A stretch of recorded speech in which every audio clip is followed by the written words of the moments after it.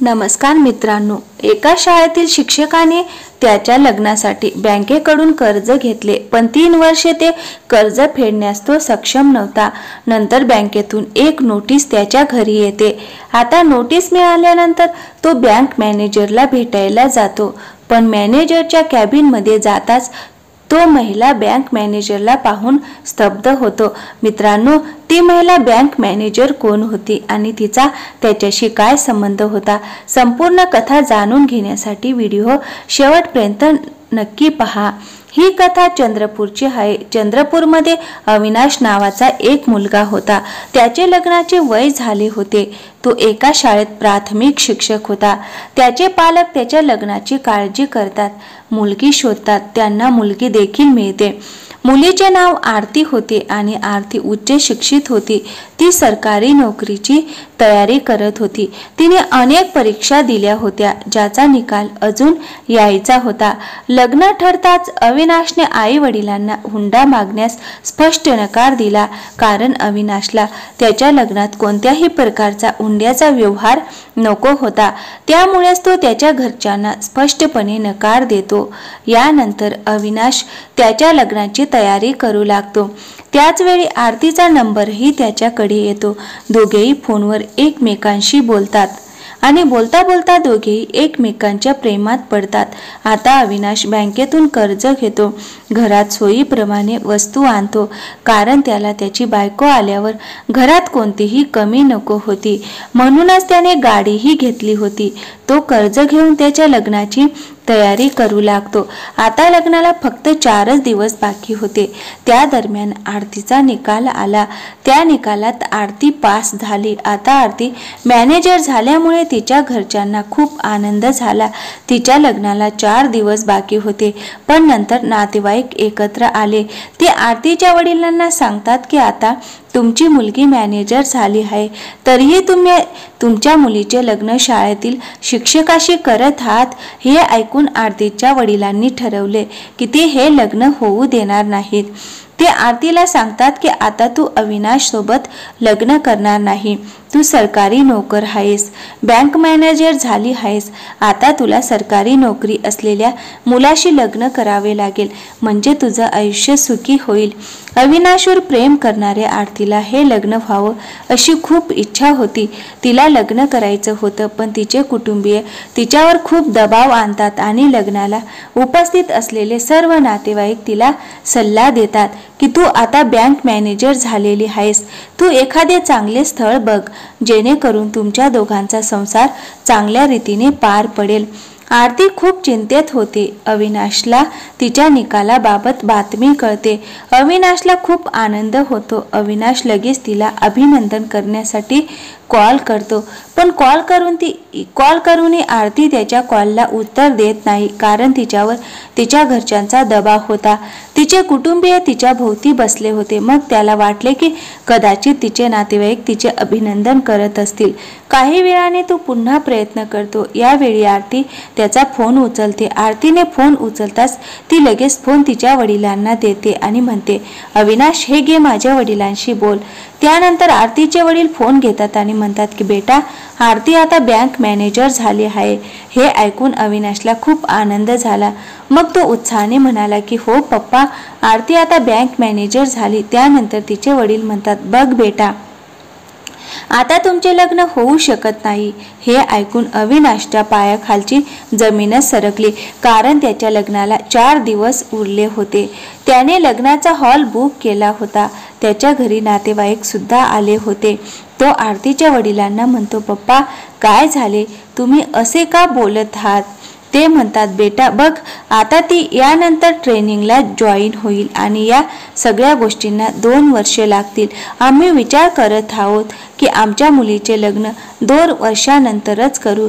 यावर अविनाश सांगतो की काही हरकत नाही पप्पा, तुम्हाला 2 वर्षांनी लग्न करायचे असेल तर 2 वर्षांनी करा, मला काही अडचण नाही. पण आरतीचे वडील अविनाशला सांगतात की 2 वर्षे खूप मोठा कालावधी आहे. या दरम्यान काहीही होऊ होऊ शकते. आम्हाला आमच्या मुलीचे लग्न तुझ्याशी करायचे नाही. आता हे ऐकून अविनाश खूप अस्वस्थ होतो. तो म्हणतो, पप्पा असं करू नका, आमची सगळीकडे बदनामी होईल आणि सर्व नातेवाईकही घरात आले आहेत. पण आरतीचे वडील त्याला नकार देतात. बेटा आता हे लग्न होणार नाही असे सांगून ते फोन कट करतात. यानंतर अविनाश त्याच्या घरच्यांना सांगतो आणि म्हणतो की आरती बँक मॅनेजर झाली आहे. आता तिचे वडील लग्न करण्यास नकार देत आहेत. कुटुंबातील सदस्य हे ऐकताच त्यांना खूप राग येतो. अविनाशला म्हणतात की अविनाश, जर आपण त्याच्यासोबत असेच केले असते तर त्यांनी आपल्या विरोधात तक्रार नोंदवली असती. त्यामुळे तू सुद्धा पोलीस ठाण्यात जा आणि त्यांच्या विरोधात तक्रार नोंदव. ते त्यांना तुरुंगात पाठवतील. अविनाशचे आरतीवर प्रेम होते. त्याला तिच्या आयुष्यात कोणताही त्रास नको होता. तो घरच्यांना नकार देतो. मी हे करणार नाही. पोलिसात गेलो तरी काय होणार? त्यांच्या मुलीचं लग्न करायचं की नाही ही त्यांची इच्छा. हे ऐकून घरातील लोकही गप्प बसतात. अविनाश घरात असाच राहू लागतो. अविनाशने कर्जावर गाडी घेतली होती आणि घरातील अलिशान सामान उधारीवर घेतले होते. त्यामुळे हळूहळू अविनाशने कर्ज भरायला सुरुवात केली. त्याने इकडून तिकडे काही पैसे घेतले होते, कारण लग्नाचा हॉल बुक केला होता. त्यामध्ये पैसे गुंतवले होते. ते सर्व पैसे अशा प्रकारे वाया गेले होते. वेळ निघून जातो. 2 वर्षे अविनाश आरतीची वाट पाहत असतो. विचार करू लागतो की आरती समोरून फोन करेल आणि माफी मागेल. मग अचानक काही कालांतराने त्याला कळते की आरतीचे लग्न खूप मोठ्या घरात झाले आहे. तो खूप अस्वस्थ होतो. त्याला काय करावे काही कळतही नाही. शाळेतील शिकवण्यात त्याचे मन लागत नाही. वडिलांनाही आपल्या मुलाची अशी अवस्था पाहून चिंता वाटू लागते, कारण अनेक वेळा अविनाशच्या वडिलांनी अविनाशला सांगितले होते की तू लग्न कर, पण तो नेहमी नकार द्यायचा व तो म्हणत असे की बाबा सध्या आमच्याकडे इतके पैसे नाहीत की मी घेतलेले कर्ज आधी फेडेन मग लग्न करेन. अचानक त्याच्या वडिलांची तब्येत खूप खराब होते. तेव्हा त्याच्या उपचारांवर खूप पैसा खर्च झाला. वडिलांच्या आजारपणामुळे त्याने जे काही पैसे बाजूला ठेवले होते तेही संपले होते. त्यामुळे तो बँकेचे कर्ज फेडू शकला नाही. हळूहळू बँकेचे कर्ज थकीत होत चालले होते. कारचे लोन पूर्ण झाले होते, पण बँकेचे हप्ते भरायला खूप कठीण जात होते. या गोष्टींना 4 वर्षे झाली होती. 4 वर्षांनी अचानक अविनाशला बँकेकडून नोटीस येते की एकतर कर्ज वेळेवर फेडावे, अन्यथा त्याचे घर लिलाव केले जाईल. बँकेतून जे कर्ज घेतले होते त्याची किंमत 12 लाख रुपये होती. त्यातून त्यांनी 4 लाख रुपये रक्कम भरली. थकबाकी रकमेवर व्याज आकारले जाऊ लागले. त्याची थकबाकी खूप वाढली म्हणून तो बँक मॅनेजरला भेटण्यासाठी बँकेत धावला. तिथे गेल्यावर बँक कर्मचाऱ्यांना विचारू लागला की मॅनेजरची कॅबिन कुठल्या दिशेला आहे. कर्मचारी त्यांना बँक मॅनेजरची कॅबिन दाखवतात. जेव्हा त्याने बँक मॅनेजरला पाहिले तेव्हा त्याच्या डोळ्यात पाणी आले. मित्रांनो, त्याच्यासमोर बँक मॅनेजरच्या खुर्चीवर बसलेली व्यक्ती दुसरी कोणी नसून तीच आरती होती, जिच्याशी त्याचे लग्न होणार होते. तो तिच्याकडे पाहतो आणि ती सुद्धा काही वेळ त्याच्याकडे पाहत राहते. पण मग आरती त्याला म्हणते की अविनाश या बसा. अविनाश समोरच्या खुर्चीवर बसला. आरती त्याला चहा पाण्यासाठी विचारते, पण तो नकार देतो. आरती त्याच्या लोनची फाईल मागवते. म्हणते, अविनाश तुम्ही खूप मोठं लोन घेतलं होतं. जर तुम्ही हे लोन लवकरात लवकर परतफेड केलं नाही तर तुमचं घर लिलाव होईल. त्यानंतर अविनाश बँक मॅनेजरला सांगतो की मला यासाठी थोडा वेळ हवा आहे. मला आणखीन काही दिवस द्या. मी काही दिवसात बँकेचं कर्ज फेडतो.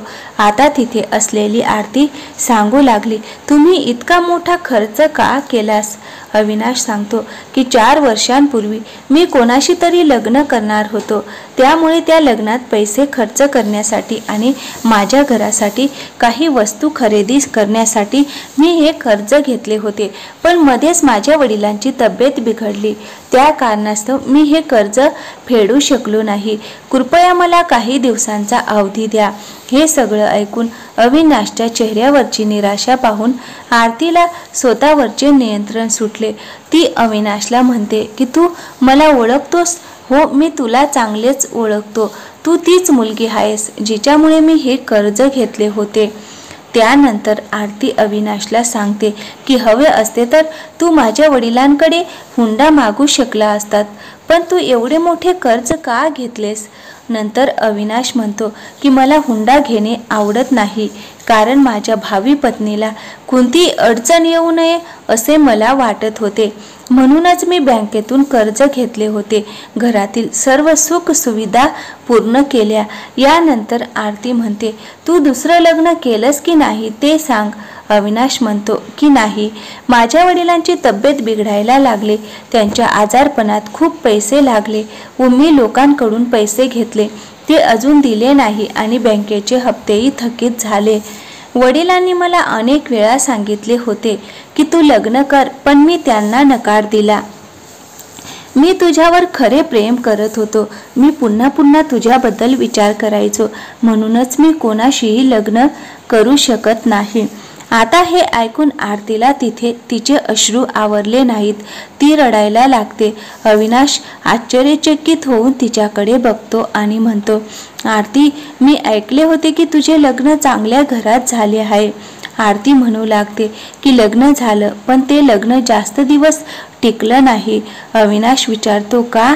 आरती म्हणते की मी तुझ्याशी लग्न करायला नकार दिला तेव्हा माझ्या मामाने वडिलांना मला एका मुलाबद्दल सांगितले की त्यांच्याकडे कोट्यावधी रुपयांची संपत्ती आहे. ते कोट्यावधी रुपयांचा मालक आहे. त्यानंतर माझे लग्न त्या मुलाशी निश्चित झाले होते. जसे तुम्ही कर्ज घेतले होते त्याच प्रकारे माझ्या वडिलांनीही हुंडा देण्यासाठी 30 लाख रुपये कर्ज घेतले होते. त्यांनी माझे लग्न केले, पण लग्नानंतर मला समजले की ज्या मुलाशी माझे लग्न झाले त्या मुलाने खूप कर्ज घेतले होते. तो जे काही प्रेम आणि आपुलकी दाखवत होता ते खोटे होते. त्यांनी आम्हाला फसवले होते. माझे लग्न होऊन 2-3 महिने झाल्याने मी तेथून परत येऊन गेली. यानंतर मी त्याला घटस्फोट दिला. आता मी हे कर्ज फेडण्याचा प्रयत्न करत आहे. असे म्हणत आरतीचे डोळे पाणावले. बाहेर बँक मॅनेजरला भेटण्यासाठी लांबच लांब रांग लागली होती. आरती अविनाशला म्हणाला, तू मला शनिवारी याच बँकेत भेटशील का? अविनाश म्हणतो, हो, मी नक्की भेटायला येईन. त्यानंतर आरतीने त्याला जायला सांगितलं आणि ती तिची कामं सांभाळायला सुरुवात करते. मग काही दिवसांनी शनिवारही येतो. आरती बँकेच्या गेटवर उभी होती. अविनाशची येण्याची वाट बघत होती. तेव्हा अविनाश येतो. तो बघतो की बँक बंद आहे.